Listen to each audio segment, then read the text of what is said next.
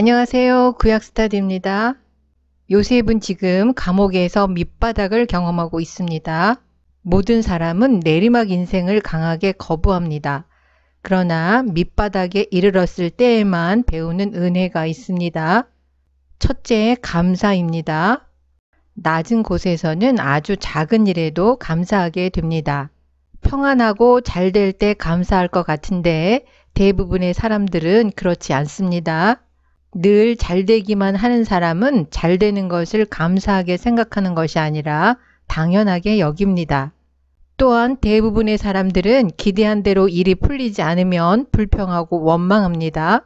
그러나 요셉은 원망하고 불평한 흔적을 볼 수 없습니다. 인생의 밑바닥을 경험하고 있었지만 절망하지 않고 그 속에서 자신에게 주어진 현실을 받아들이고 최선을 다했습니다. 이것은 요셉이 꿈을 포기하지 않았기 때문에 가능했습니다. 두 번째 은혜는 겸손입니다. 하나님께서 하나님의 사람들을 낮추실 때가 있습니다. 충분히 낮아지면 하나님께서 다시 높여주십니다. 겸손의 은혜는 밑바닥을 경험해야 얻을 수 있는 은혜입니다. 그러므로 하나님의 능하신 손 아래서 겸손하라. 때가 되면 너희를 높이시리라. 세 번째 은혜는 인내입니다. 요셉이 꿈을 해석해 준 대로 술 맡은 관원장이 복직되었지만 그는 요셉을 잊었습니다. 요셉은 하나님의 말씀이 응할 때까지 기다려야 합니다. 하나님의 백성에게 구원을 위한 정한 때가 있습니다. 그 때가 비록 더디게 보일지라도 반드시 옵니다. 그때가 오면 가장 적합한 때라는 것이 드러날 것입니다. 비록 더딜지라도 기다리라. 지체되지 않고 정령 응하리라. 41장에 와서야 37장에서 요셉이 꾼 꿈이 그 실체를 드러냅니다. 감옥에 갇혀있는 요셉은 왕에게는 아무 문제가 없을 것이라고 생각했을지도 모릅니다. 그러나 애굽왕 바로에게 요셉의 경우보다 더 심각한 문제가 찾아왔습니다. 하나님이 37장의 요셉의 꿈을 성취하시기 위해서 구체적으로 행동하시기 시작했기 때문입니다. 하나님은 요셉을 애굽 제국의 권력의 중심부로 높이시기 위해서 다시 꿈을 사용하십니다. 술 맡은 관원장이 복직되고 만 2년 뒤에 바로가 두 개의 꿈을 꿉니다. 바로가 나일 강가에 서 있는데 보니 아름답고 살찐 7 암소가 하수에서 올라와 갈밭에서 뜯어먹고 그 뒤에 또 흉악하고 파리한 다른 7 암소가 하수에서 올라와 그 소와 함께 하숫가에 섰더니 하수는 나일강을 말하는 겁니다. 이집트인들은 잠은 죽은 자들과 신들의 세계와 접촉하게 한다는 고대인들의 믿음을 공유하고 있었습니다. 그래서 꿈은 신들로부터 오는 것이라고 믿었습니다. 그렇기 때문에 바로 역시 즉각적으로 자기의 꿈이 어떤 예언을 담고 있다고 생각했을 것입니다. 바로의 꿈에는 애굽적인 요소가 강하게 나타납니다. 고대 이집트인들은 다양한 신들을 숭배했는데 이집트 종교에서 암소는 이시스 신의 상징이었습니다. 또한 이집트 문명은 나일강의 선물이라고 할 정도로 이집트는 나일강과 밀접하게 연관되어 있습니다. 해마다 여름철이면 나일강이 범람하는데 다른 강들의 범람과 달리 거의 예측 가능한 범위에서 범람합니다. 범람할 때 나일강 주변 경작지에 기름진 흙을 상류로부터 가져다 주어서 큰 노력이 없이도 좋은 곡식을 수확할 수 있게 해주었습니다. 이런 배경에서 나일강은 풍요를 가져다 주는 애굽 제국의 힘을 상징합니다. 애굽인들은 나일강의 이러한 축복을 잘 알고 있었기 때문에 나일강을 하피라는 신으로 신격화해서 숭배하기도 했습니다. 나일강과 그의 기초한 삶이 무너진다는 것은 애굽 제국 안에 생명의 힘이 없다는 것을 의미합니다. 나일강에 임하는 재앙이 심각한 것은 바로 이러한 이유 때문입니다. 이집트에 대해서 더 자세한 것을 알기 원하시는 분들은 위에 있는 추천 영상을 참고하시길 권면합니다. 바로가 깨었다가 다시 잠이 들어 꿈을 꾸니 한 줄기에 무성하고 충실한 7 이삭이 나오고 그 후에 또 세약하고 동풍에 마른 7 이삭이 나오더니 여기 언급된 동풍은 사막에서 불어오는 뜨겁고 건조하고 식물을 말려 죽이는 바람에 대한 언급입니다. 이 바람은 성서에서 파멸의 상징으로 자주 사용됩니다. 그런데 이 바람은 팔레스타인 땅에서는 동쪽에서 불어왔고 애굽 땅에서는 남쪽에서 불어옵니다. 본문이 애굽에서 일어난 일이지만 이스라엘 청중들을 대상으로 하기 때문에 카딤이라는 용어를 사용한 것으로 보입니다. 일반적으로 왕들은 듣기 좋은 소식만 듣기 쉬운 자리입니다. 그러나 꿈은 장애물 없이 왕의 자리까지 침투해 들어갈 수 있습니다. 하나님의 권능이 잠을 통해 침투해 들어갑니다. 아침에 꿈 때문에 마음이 번거롭고 답답해진 바로는 꿈 해석을 위해서 애굽의 모든 술객들과 박사들을 불렀습니다. 술객으로 번역된 히브리어 하르톰은 성서에서 오직 애굽과 바벨론과 관련해서 사용됩니다. 마술은 이집트인들의 삶의 한 부분이었습니다. 이스라엘이 신과의 교통의 매개로서 꿈의 실체에 대한 믿음을 이교도들과 공유하고 있었지만 이스라엘은 결코 마술사 집단을 발달시키지 않았습니다. 오히려 이스라엘 신앙은 이스라엘 가운데 마술과 주술을 추방했습니다. 박사로 번역된 히브리어 카캄은 성서에서 여기서 처음으로 사용된 용어입니다. 원래는 현명한을 의미하는 형용사인데 명사로 쓰이면 현자, 현인, 지혜로운 사람을 의미합니다. 본문에서 이 용어는 꿈 해석에 전문화된 지식과 기술을 소유한 사람에 대한 언급일 것입니다. 애굽의 점술가들과 박사들이 바로의 꿈을 해석할 수 없었다는 것은 그들의 해석이 바로를 만족시키지 못했다는 것을 의미합니다. 사실 바로의 꿈속에는 개인적인 방식으로 바로 자신과 관련시킬 수 있는 요소가 없었습니다. 이것은 창세기 안에서 앞부분에 등장했던 모든 꿈에서 꿈꾸는 자가 중심 역할을 하는 것과 대조됩니다. 바로의 꿈이 더 넓은 국가적인 중요성을 갖고 있다는 점을 바로 자신이 인지하고 있었습니다.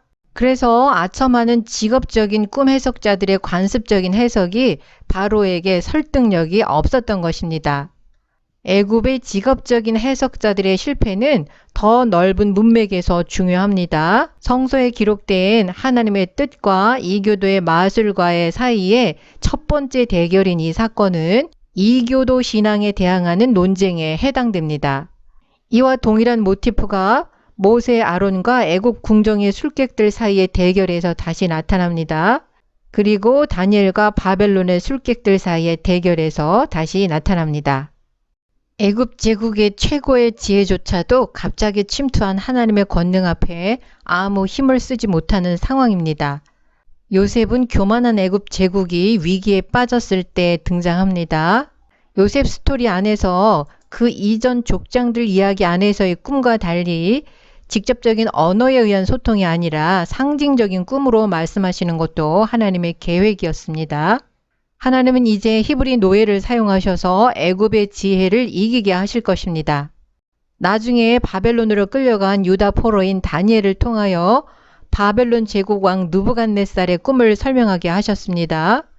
지상에서 강력한 제국이라도 하나님의 통치 아래 있음을 보여주시기 위해서 해석이 필요한 상징적인 꿈을 사용한 것입니다. 술 맡은 관원장은 바로의 꿈 때문에 요셉을 기억하게 됩니다. 술 맡은 관원장이 자기의 허물을 추억한다는 것은 두 가지 의미를 갖습니다. 자기가 전에 감옥에 수감되었던 죄를 말함과 동시에 요셉의 요청을 기억하지 못한 것을 의미합니다.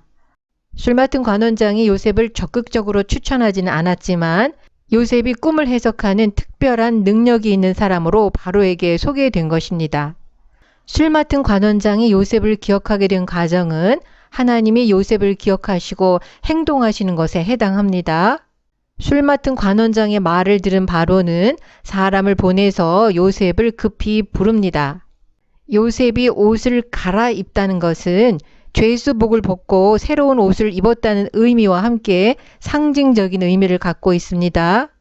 지금까지 옷은 요셉의 불행에 거듭되는 하나의 요소였습니다.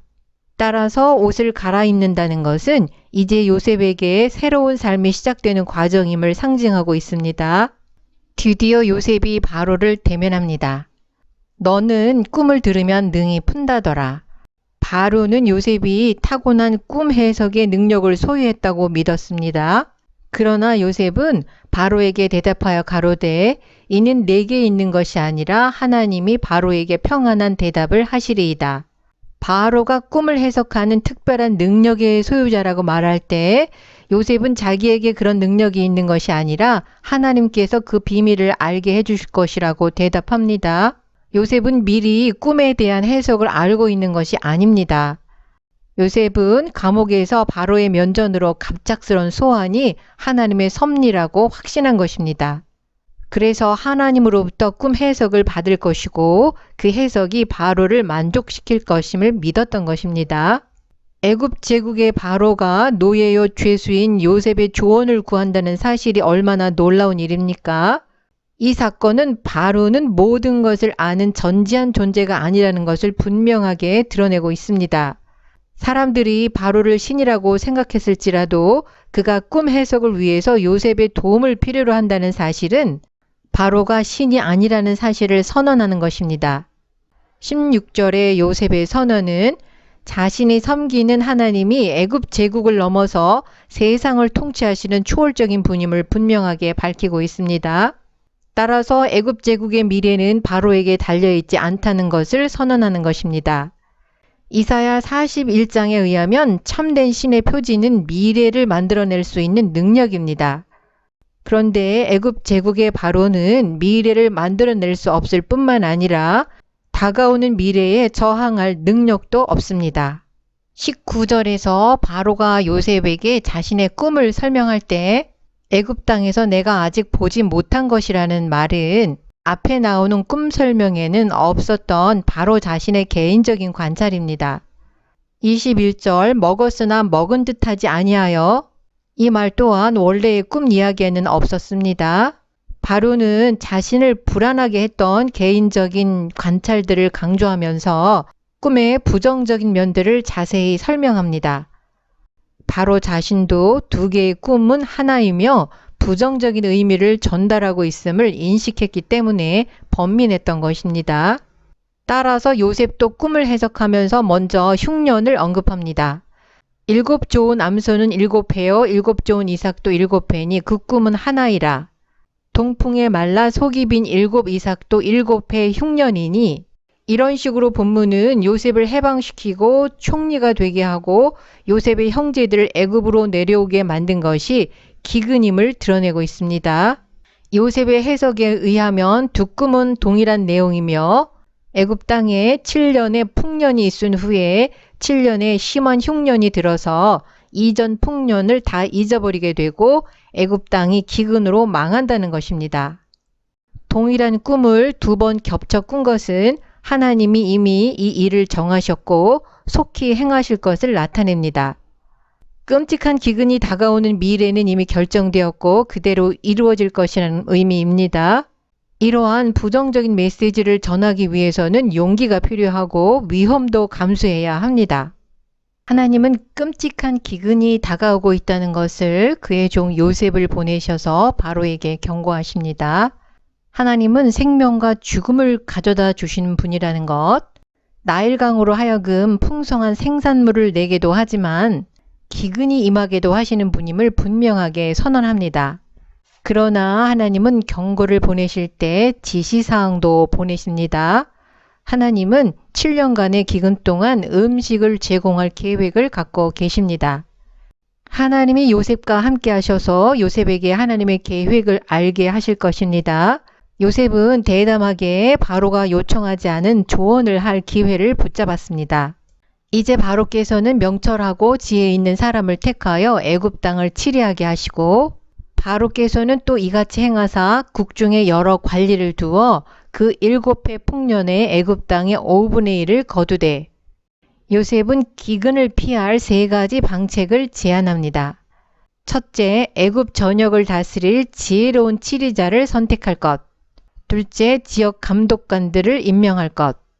셋째, 7년의 풍년 동안 5분의 1을 거두어 각 성읍에 저장할 것. 이제는 바로가 응답할 차례입니다. 바로는 그 일을 행할 사람을 선택해야 합니다. 꿈에 대한 정확한 해석이 있어도 인간편에 응답이 없다면 기근에서 살아남는 것은 불가능합니다. 오늘 영상은 여기서 마치겠습니다. 시청해 주셔서 감사합니다.